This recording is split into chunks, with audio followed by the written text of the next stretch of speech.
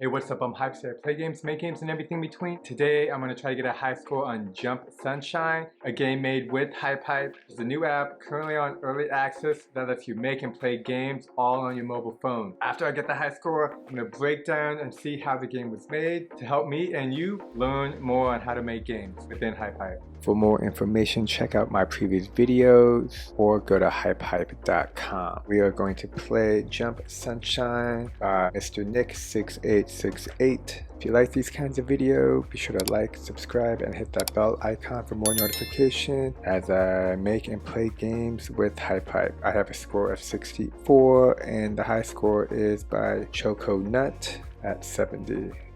Tap to start. I want to get to number 1. The main character is a dinosaur unicorn, and then we got a purple puppy and a brown cat spinning the jump rope. It's slowly getting faster and faster. All these characters are free to use in HypeHype. There's lots of different cool characters, from animals to spaceships to jets, and we can even see a bench and a dancing cat in the background. HypeHype also has lots of animations for the characters. I find the easiest thing with this game is to find a certain sweet spot where I see the jump rope be specifically over the main character's head, and then I tap. If I wait to time it when it gets closer to the foot, my timing is off. Over time, the jump rope goes a little faster. To keep up with it, pick a spot above the head, and when the jump rope crosses it, then I tap. I'm getting close to beating the high score, gotta keep up.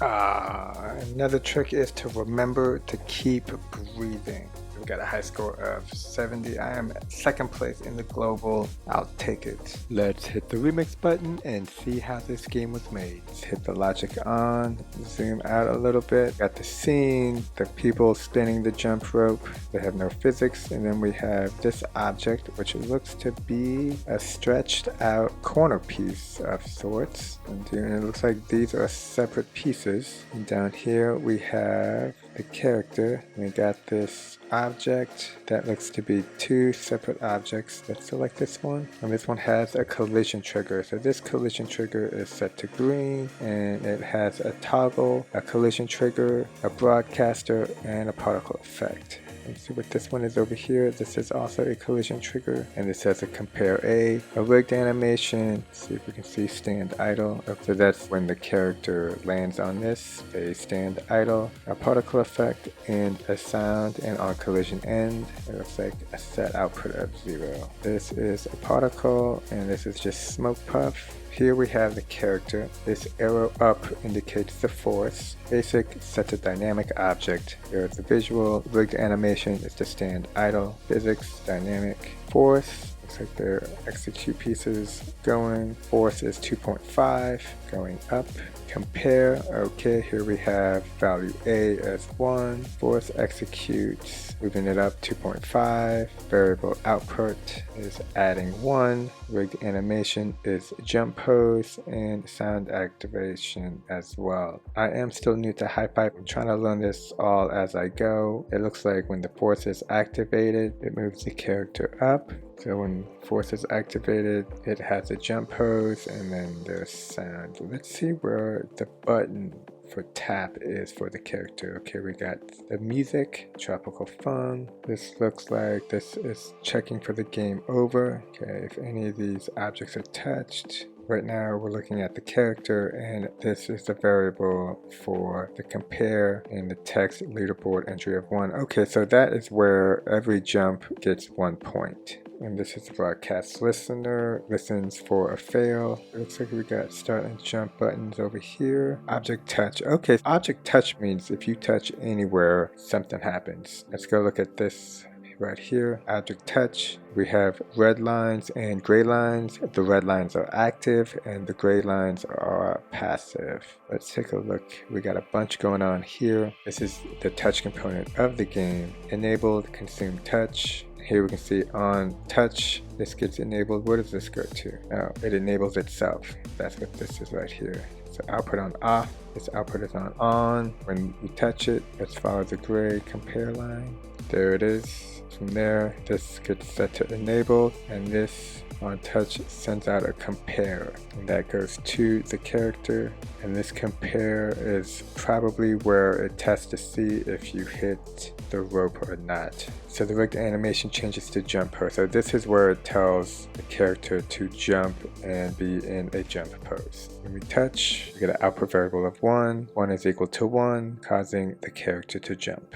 Here we go, this looks to be the number indicator, which keeps score of the jump. Here we have the broadcast listener for game fail. Let's take a look at this cube over here, which looks to be connected to this rope. As we can see that there is a black outline. There we go. This hidden cube over here is the main piece controlling the jump rope and these additional pieces, which is connected to the collision detection, which has the broadcast game fail. Let's take a look at that cube a little bit more. This is an unmovable object. It is invisible. There's a vector transform, probably set to rotate. Yep, and we can see that we have input variables changing the Z location, and the Z location, just to confirm over here, is we see it's in blue. We see the arrow here is blue, so the Z location is forward and backwards. Then we have global transform and linear loop, and let's take a look at physics. Physics is static, toggle. So this is vector Z transform. Here we can follow this execute. This is executed when, let's see where this is going. This is going to a character. No, it's going to, nope. It's going to this blue line right here. There we can see, oops, there we can see the red line here. So we go to collision, and there's the toggle execute. So this is where the game registers for the fail. If the player hits this blue bar, it'll turn off the jump rope. Now, I'm curious if we can find where everything is being sped up.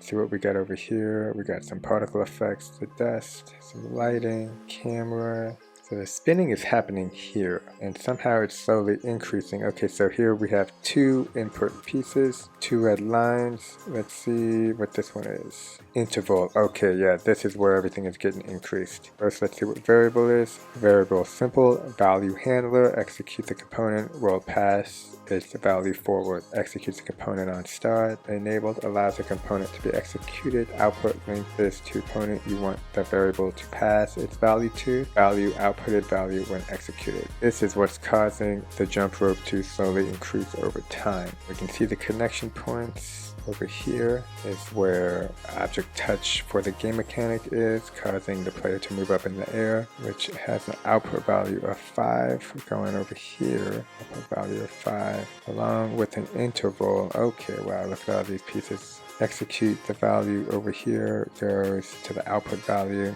So duration 2, and this interval is always looping. So it looks like it speeds up 2 every jump. Follow this output value to this value of 5. Let's see where this output value goes over here. Check this. We got a text node with some variables. Let's take a look. Okay, so this is a number. This math operator is for subtraction. So taking fail. Here we got the object touch node as well. Okay, yeah, so this text is keeping track of the score. We can see that the variable is going into the leaderboard. This compare node, I don't see it connected to anything. Got the object touch, which activates the compare node in the unicorn, which causes it to jump.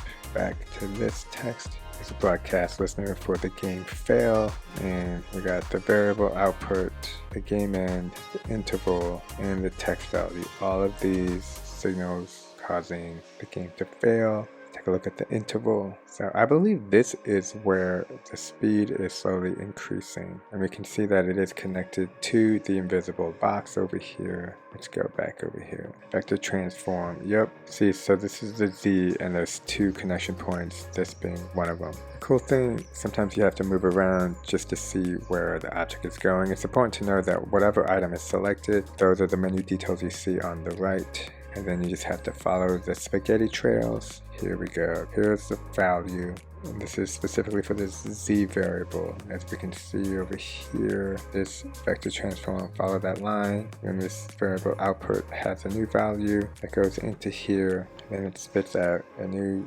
number that subtracts and then sends that number to the text. Got a math operator. I mean, this is what spins. Over here we got the show end screen fail. Got the in-game system. We got some vibration, sound effects. As we can see, there is a lot going on in this simple game, and it's really cool that HypeHype allows the ability to remix so that you can take a game you like and make your own, but also investigate to see all the pieces and how they work. I'm still new to HypeHype, so I'm still learning all the ins and outs.